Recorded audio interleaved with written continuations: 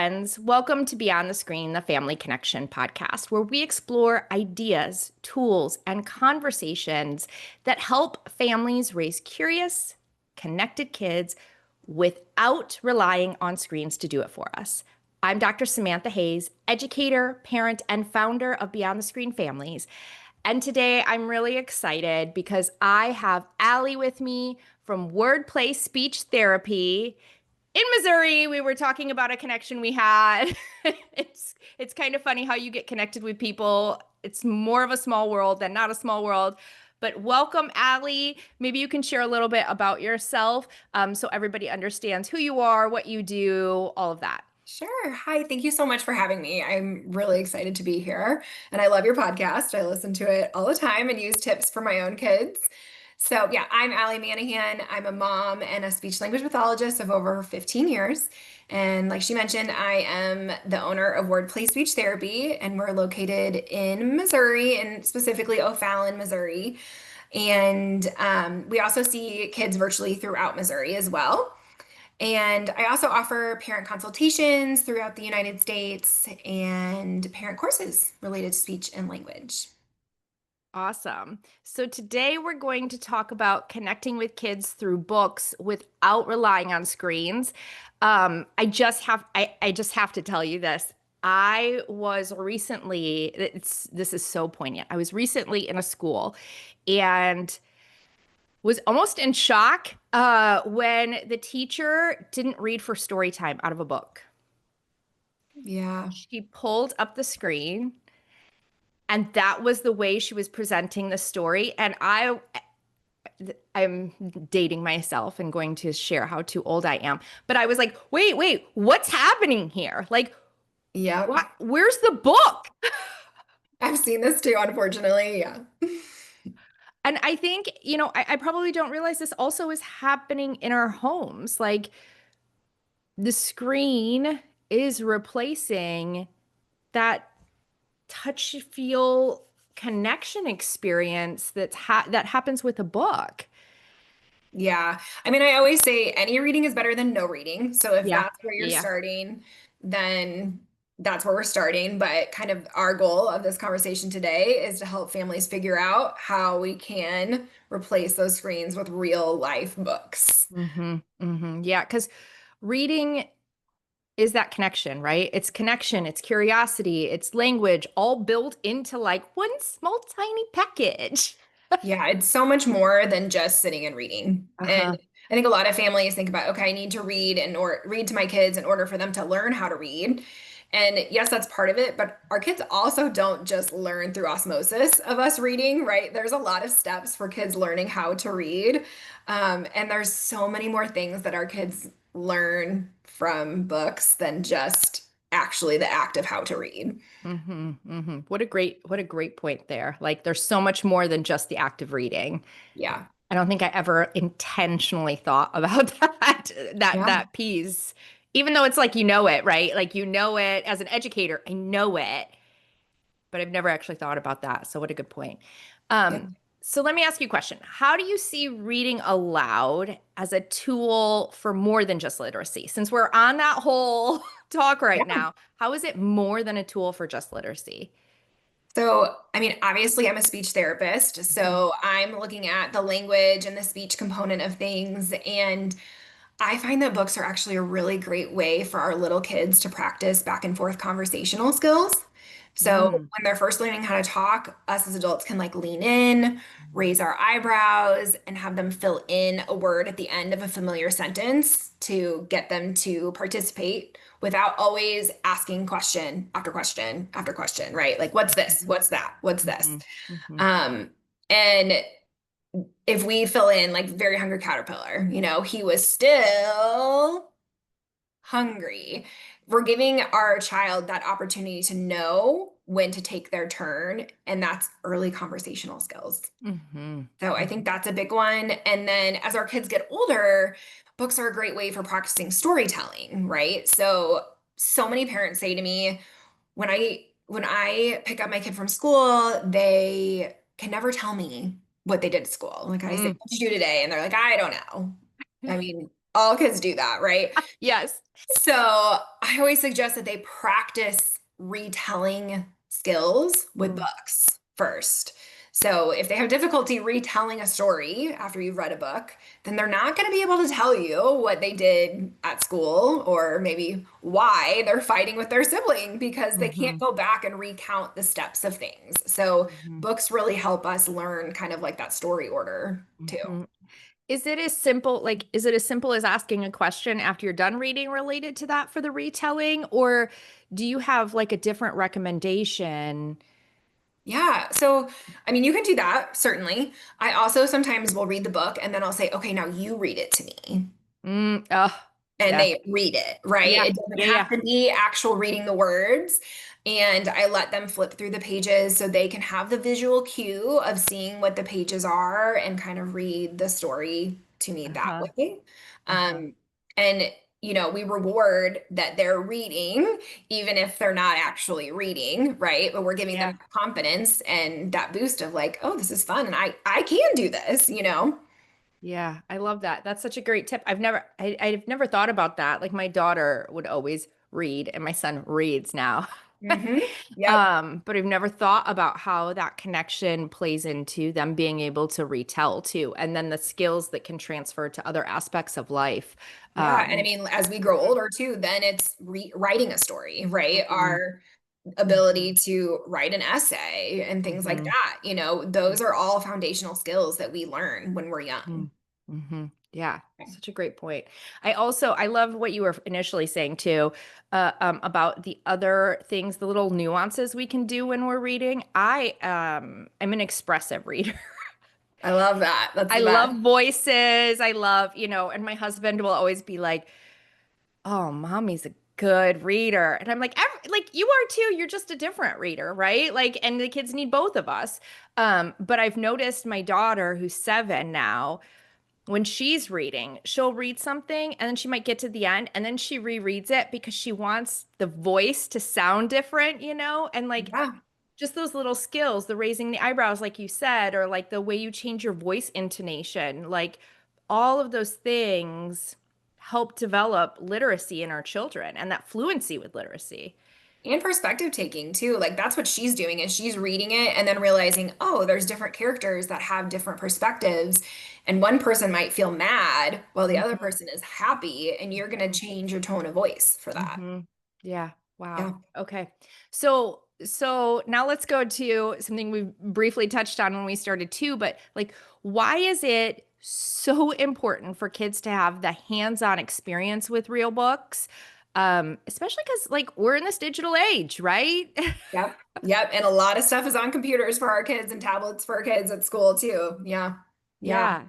Yeah. I mean, physical books provide that like sensory experience for our kids that Hmm. obviously they're not getting when watching a read aloud on YouTube or listening to an audiobook. So flipping through a book, being able to like lift a flap is going to keep our kids more engaged, touch the texture, go back and see what happened before, or like, oh, maybe we noticed a duck is hiding on each page. We can go back and look at the duck, and find it on each page. It just really keeps kids engaged a lot more. Hmm. And, I find even just like having the radio on, there's a lot of times if I'm doing something, I'm just tuning that out. I'm Yeah. not Yeah. really recognizing that the radio is on or someone's talking, right? I mean, I can listen to a podcast, and if my brain is really focused on something, I have no idea what that podcast is saying. Yes. Yes. I'm like, wow, I missed a whole 10 minutes of that podcast. I was lost. Um, so that's just so different when we have that book as, Hmm. an actual physical object. And it creates that connection, and which then in turn creates language learning Hmm. opportunities that when we watch on YouTube, we're not giving our kids a chance to like add their own thoughts and ideas or ask Hmm. questions or Hmm. for us to check for understanding. Like, Hmm. is our kid understanding what's even happening in this book?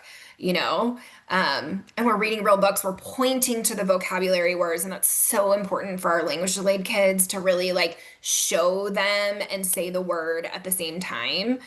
And that's when our kids are going to learn. Hmm. So I'm hearing a couple of things and I want to draw out because I keep hearing over and over the connection piece, right? And so I'm going to make a leap and you can be like, no, you're wrong. Or, yeah. But a foundation of literacy for me that I keep hearing from you is connection. Yeah. Like, We like to call it in the SLP world joint attention, right? okay. Both looking at the same thing at the same time.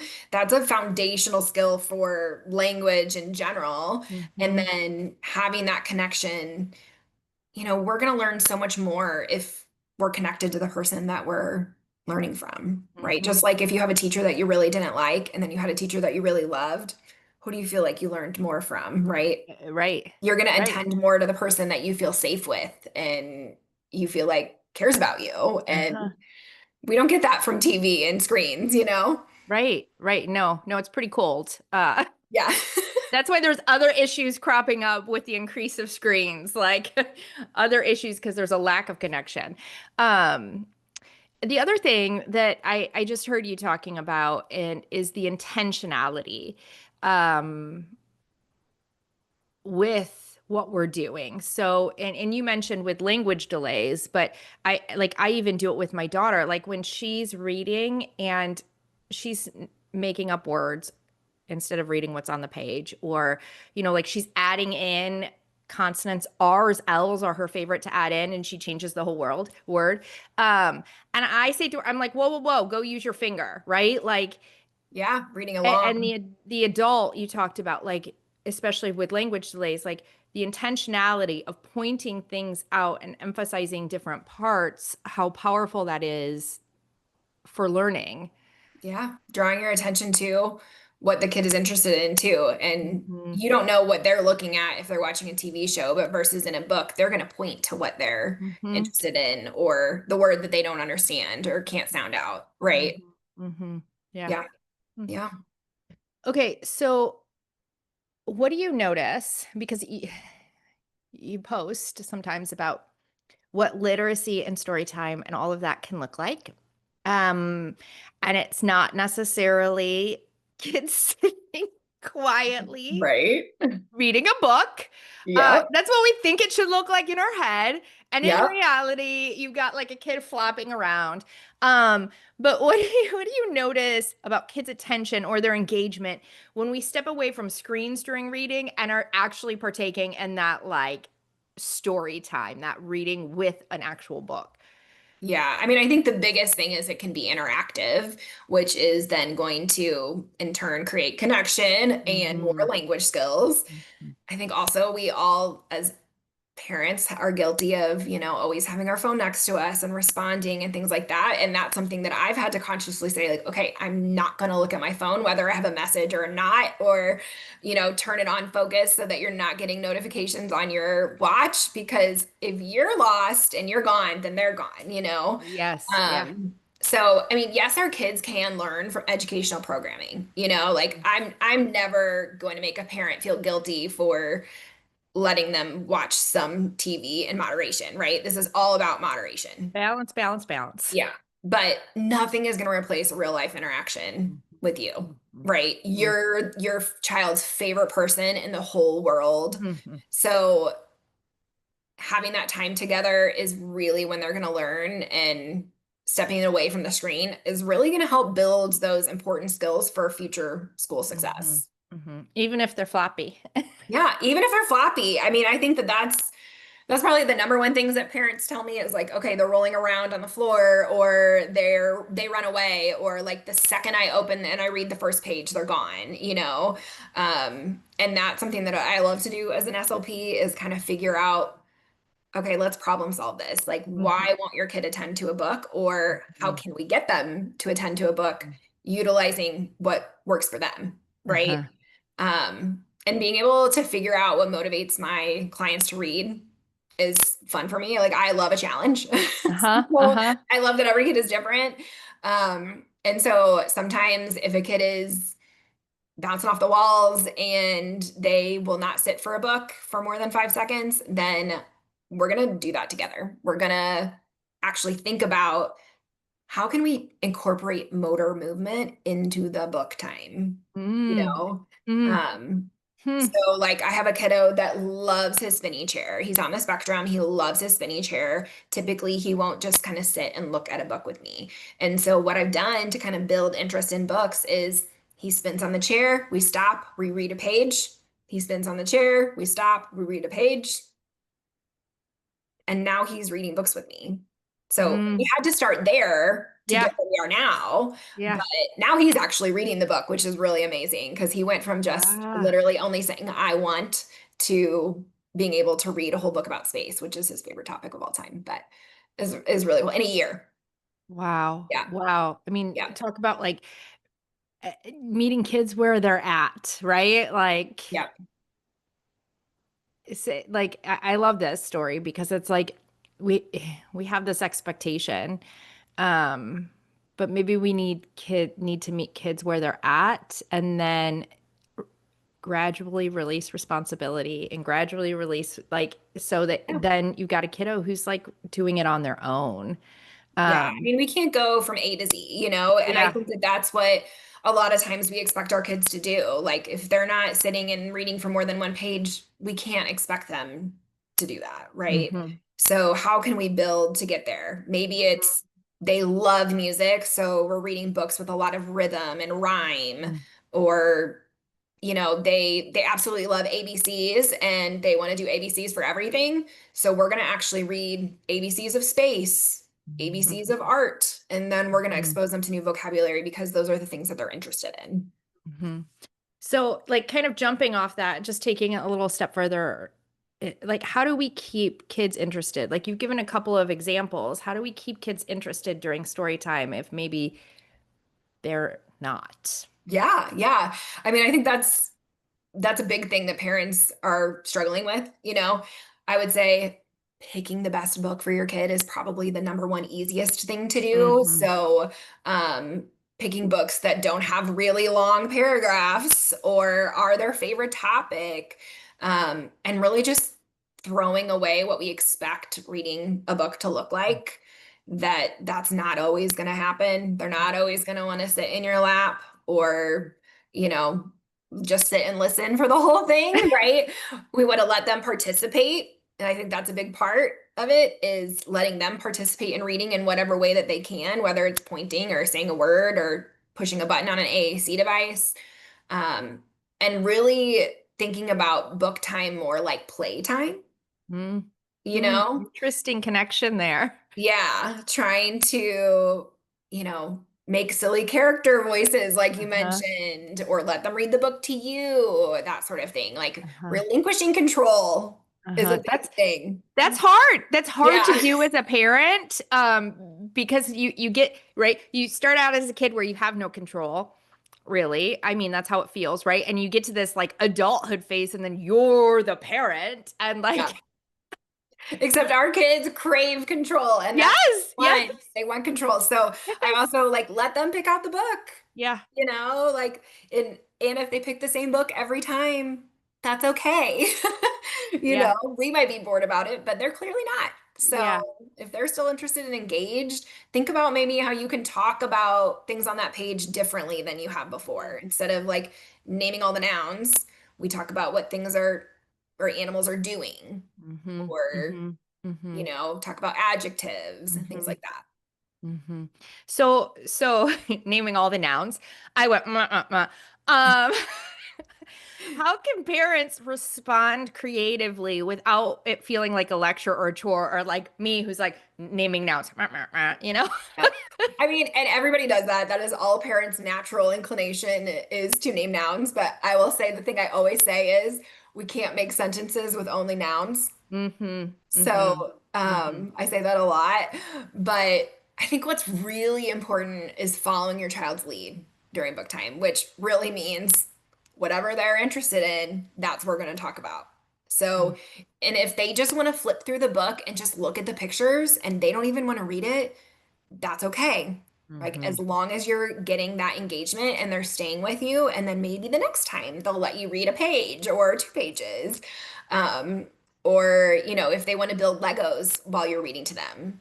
Sometimes kids really just need to move, having a fidget or something like that. And just because they're not looking doesn't mean they're not always listening. Now, we want that joint attention where we're both looking at the same time, but if that's not where our kid's at yet, then that's not where our kid's at yet, Mhm, you know? mhm, mhm, And maybe they just happen every once in a while to look at it and you reward that.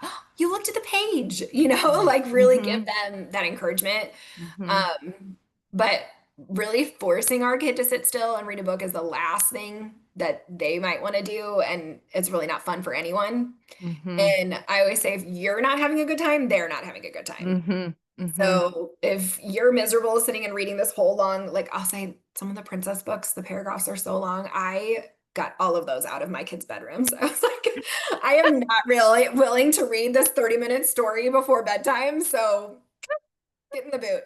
See ya. So if there's books that you really truly don't like reading, then don't read them. Like just Yeah, time to donate. yeah, yeah. So yeah.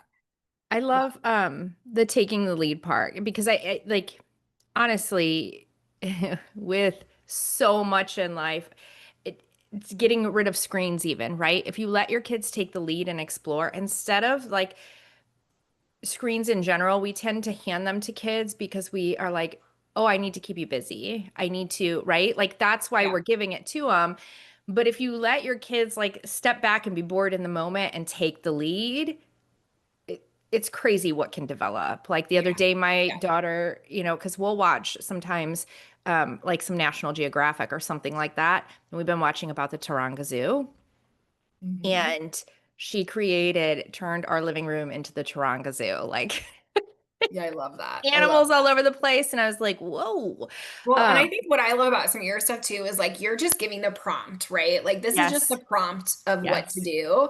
And yes. I think books can be our prompt. They So we're reading absolutely our book can. and how can we extend this? Okay, like let's draw the next page it would be in the Huh? book, or Huh? let's create a sequel. Uh-huh. You know, Yes. like how can you make a sensory bin with Mm-hmm. items from the book or act out the story, you Mm-hmm. know, so you can read the book and then, okay, we're going to use this book for playtime. How do we Mm-hmm. integrate it in? Yes, yes, it can Yeah. be.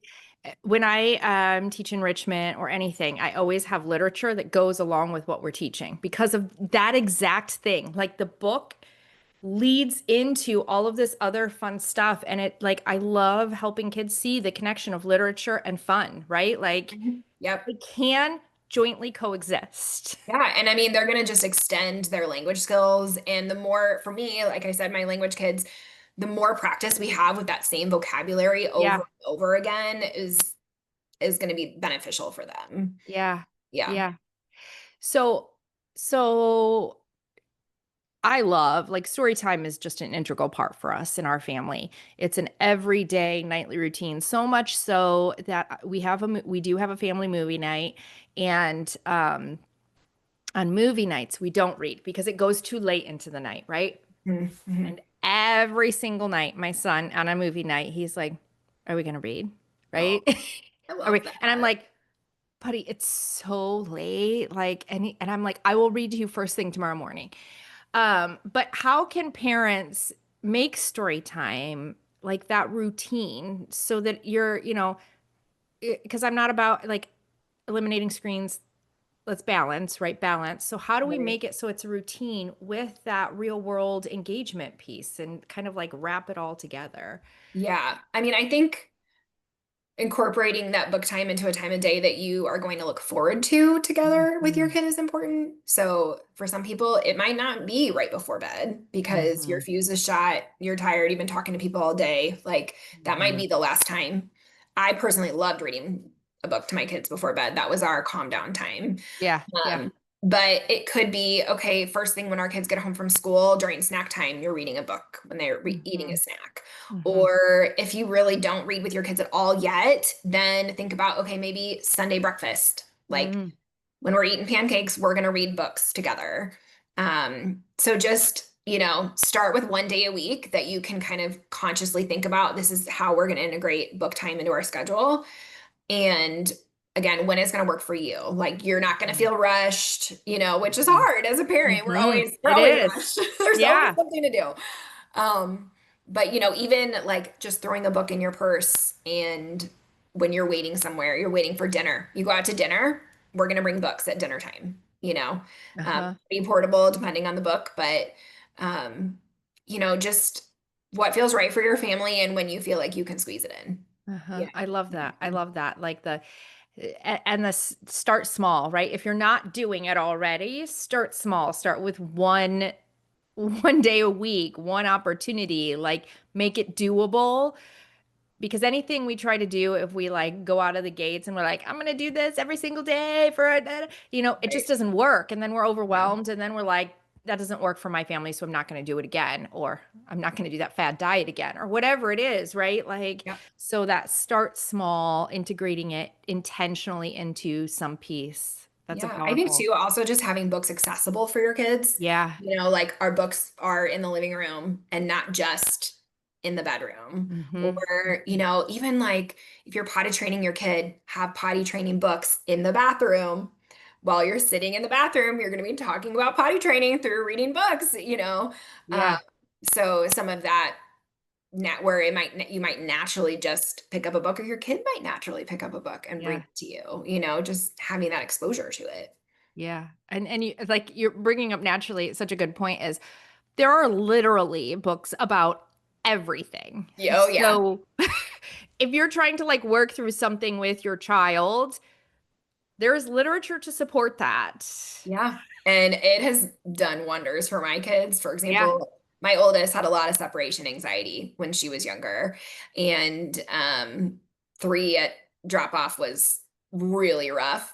And we started reading Llama Llama Mrs. Mama. Oh, And that book was like epic and changed our life. We read it every day forever. And she actually started saying to me when I would come pick her up, Mama, Mama, you came back, which is a phrase from the book. But our books can kind of be what we call social stories. yeah. And a lot of people think of social stories as kids for autism that have autism, but it can be for any kid. Yeah. And it really just helps them kind of integrate and remember, like, oh, mom does come back at the end of the day, like Mm-hmm. just like in this book, we kind Mm-hmm. of help remind them when their bodies are calm and regulated too. Mm-hmm. So, Mm-hmm. like, especially working through those social emotional things that are really challenging in the moment, when we are calm and regulated is when our kids are going to learn so much more. And so, Mm-hmm. when they're calm and regulated, we read a book about Mm-hmm. what happened or something Mm-hmm. similar to what Mm-hmm. happened. And then Mm-hmm. that might give our kids a chance to kind of explain a little bit more why they're feeling the way they're feeling, or Mm-hmm. also just some coping mechanisms for Right. what they're feeling. Right. Yeah. Right. Yeah. So books on anything we're going through, also books on any topic or multiple style books, right, to support learning, or that foster that connection. Like, I don't know, there was a period, my 7-year-old daughter, who, when she was 6, was like, I don't like to read. And I was like, that's not going to be okay in our house. Yeah. Um, We're gonna fix that. And so, like, we Yeah. just started, like, we went to the library and we were like, okay, let's look at a whole bunch of different styles and like graphic novels. And I remember when graphic novels came out and everybody was like, there was like this uproar, like, that's not reading, right? Like, that, and I'm Yeah. like, Right. but it is, it Yeah. is. Yeah. Reading signs is reading, Yes, yes, Truthfully, our kids typically learn McDonald's before they're going to read other words because it's yes. recognizable. But yeah, I mean, I think it's so important to think about all of that and how we can integrate, our kids' favorite interests and things into the books that they really like. Hmm. I mean, if someone were to say, like, okay, read this book about, World War II that's this thick, I would be like, okay, I it's gonna do. take me a long time, and I And really I love do history, that. but still. But give me Bridgerton and I'll read that pretty quick. So I mean, it's the same for our kids, right? Uh-huh. Like if they're not interested in it, they're not going to want to read it. And maybe Hmm. that's part of what the problem is, or it's way too hard. Hmm. Like if Hmm. your kid is really saying they don't like doing something, it's probably because they need more support in that Hmm. area. Hmm. We need to knock the level reader down, or it can even be as things as simple as like they can't actually see the page very well. Like Mm-hmm. maybe there's vision things going on, or Yeah. it's kind of like really assessing, okay, why? Like what's the why behind I don't like to read, Mm-hmm. you know? Such good points. Okay. Yeah. So, you do have something that's come out to support parents, right? Yeah. You want to talk about that? Sure. So I am super excited about my new course. It's a mini course, it's only 30 minutes, and it's called Beyond the Story, Making Books Engaging and Language Rich.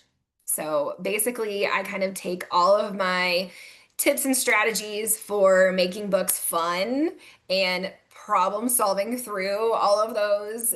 My kid rips the books, my Mhm. kid doesn't sit down, all of those types of things. And then also some good language strategies into that course. So it's perfect for parents of toddlers and preschoolers that are really trying to be the ones that do want to read, right? And have Mhm. some of that Mhm. screen-free time, but maybe they're like, is what we're doing is not working. Right. So to help kind of problem solve through some of that. Well, in 30 minutes, that's such a nice block of time. It's not overwhelming, right? Yeah, you can do it during nap. That's what I always say. Yes. Fits in a Yes. nap time, one nap It's time. easy, it's doable, and they're walking away with like real strategies that they can go and utilize immediately, right? So, Yeah. yeah. So where can they, if they want to sign up and get Yeah. this course, where can they get it from? So my website is just wordplayspeechtherapy.com. And then I am also on Instagram. I do share lots of speech and language tips on there, and that's word.play.speech.therapy. Okay. Yeah. So don't smash the words together. I know. It was already Put a taken. period Nope. between each one. It was already taken and the account doesn't even post anything, which is so Yeah. frustrating, but So you'll get the take what I can wrong get. thing if you don't put those periods in between each word. Word, period, play, period, speech, period, therapy. Yep. Yep. Hopefully if you Uh, search me, I come up because I would be the most active one, but yeah, there are hopefully, others right? out there. Yeah. And they can go get the course right on your website, log Yep. in, get It's a it. digital download. You get it sent to your email right away. Okay, awesome. Yeah. Awesome. Yeah. Is there anything else you feel like we didn't talk about or you want to make sure people get before we say goodbye to everyone today? I think my biggest thing is just throw your expectations out the window of what reading should look like, Mm, and do what works for your family. mhm, Fit it in mhm, where you can fit it in. Read mhm, how you need to read. If your kid needs to be doing somersaults while you're reading, mhm. let them do it. You know, Yeah. they'll come back to you eventually. Throw out the idea, the social media construct of what it should look like and go with Yeah. what you actually have, right? Like, And I think a lot of parents too are like, I'm not a teacher, mhm, that mhm. it's like, I'm going to let the teachers teach my kids. But actually, you're with your kids a lot more than the teachers are Yes. typically, when they're younger. And so, they're also in a big group of kids and they're not getting that one-on-one time. And Mhm, so you are actually your kid's best teacher, mhm, whether you're, you know, have any experience in reading children's books or not. They're gonna love spending time with you. So mhm. Yeah, and as you've continued to highlight the power of that connection, the power of taking that moment, being all in the moment, right? Like putting your own cell phone away, hmm being in and connecting, that's huge. That's huge and foundational for all the other stuff that's going to come. Like yeah. that's Yeah. huge. I And mean, then really, I do feel like a lot of kids, they will build their attention span by mhm, reading books, mhm, mhm. and they Yeah. learn, I mean, when our kids do go to kindergarten, they do have to learn how to sit and read a book at a table or on the Mhm, carpet, right? mhm, So teaching those skills early on mhm, is really setting them up for future mhm, school success. mhm, mhm. Well, and life success, right? Because Yeah. how often can unless you're an entrepreneur and can work for yourself and like run all over the place, in most places you have to like sit and sit and do your work. You can't like Oh, I still have to write a lot of reports, even though I'm the owner of my company. right? Like Yeah. there's a lot of screen time I have to do, even though I'm preaching to balance screen time. Yep. We have to Oh, remind well, ourselves, okay, turn it off. Well, thank you, Ali, so much for coming on today and talking just about that connection, the power of literacy, and really like how to foster that with the base.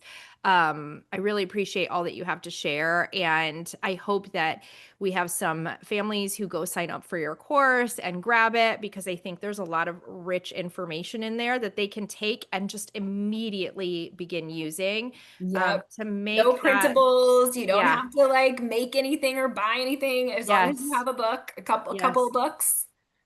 Yes. Yeah. Yeah. Easy, powerful, impactful, right? Like, Yeah. Yeah. awesome. Well, thanks for listening. Let's continue to create lives full of curiosity, creativity, and connection by fostering moments that stick. Bye. Bye.